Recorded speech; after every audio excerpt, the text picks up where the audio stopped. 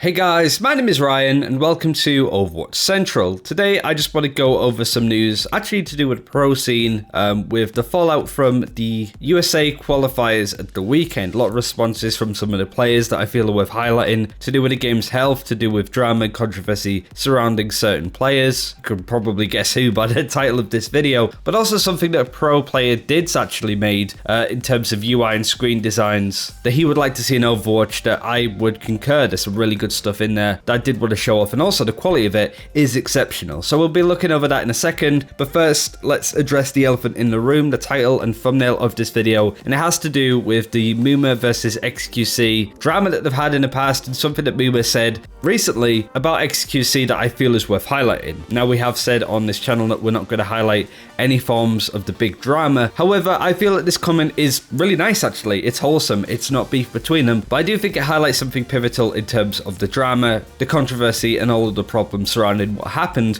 between Muma and Xqc. For those who don't know, there was a lot of banter and beef between the two when Xqc played for Dallas, and you had the big rivalry between Houston and Dallas Fuel. Muma, of course, being the main tank for Houston. So this went on for a while. Xqc ended up saying something stupid and got banned for the rest of Stage 1 because of it and got fined. This was the first step of Xqc just falling out of grace from people and ended up leaving the league altogether. Now, of course, at the weekend, Muma faced off against Xqc in the USA-Canada game, where the USA came out on top. And following this, Muma had something to say about Xqc that, again, whilst I don't like looking at drama in the Overwatch League, I think this is worth going over. I'm really impressed with Xqc, honestly. He not only did he play really well for someone who hasn't competed in a while, he was also just like I'm closer, a genuine human. He was really friendly to me, and I'm really, like, not many people in the Overwatch League are willing to banter, and the fact that he is, I enjoy that a lot.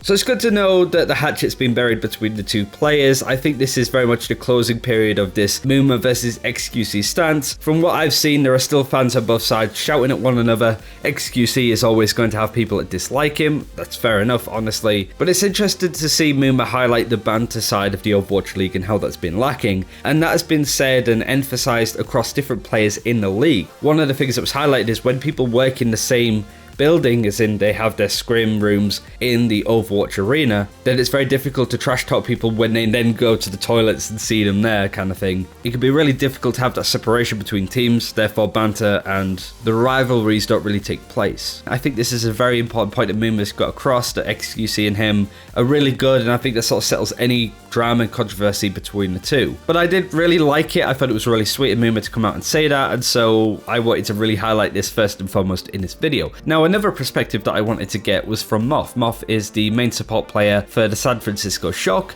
and also Team USA, and he had something to say after the games that they had at the weekend, saying, "I'm so happy I finally got the opportunity to flex my hero pool online. I hope Mercy is never meta again." Moth was brought in because of his Mercy play. He kind of showed up the hack a little bit towards the end stage when Mercy was kind of a must pick still, especially in the double sniper Widowmaker meta. And this does highlight something else that we'll be going over in another video, with the support category being very diverse. You can play all of the heroes in that category now and still have a good amount of success with it. It's just interesting that somebody that was known for his Mercy play and being a really solid Mercy player altogether hopes that he doesn't really have to play Mercy again. But I guess that's fair enough when you're scrimming on this hero for 8 hours a day and playing it at the highest level, and you kind of have to play her at the highest level. And finally, this is what I wanted to highlight from Dids. He went on to create some assets, what he would like to see on screen designs when it comes to a replay system, match history, the kind of stuff that you're seeing on screen now, and it's honestly really professional. I didn't actually realize it Dids, who is a UK player, played a lot in the tier 2 and tier 3 scene, had this ability to make graphics looking this good, and I think it really does highlight something that the pros want to see,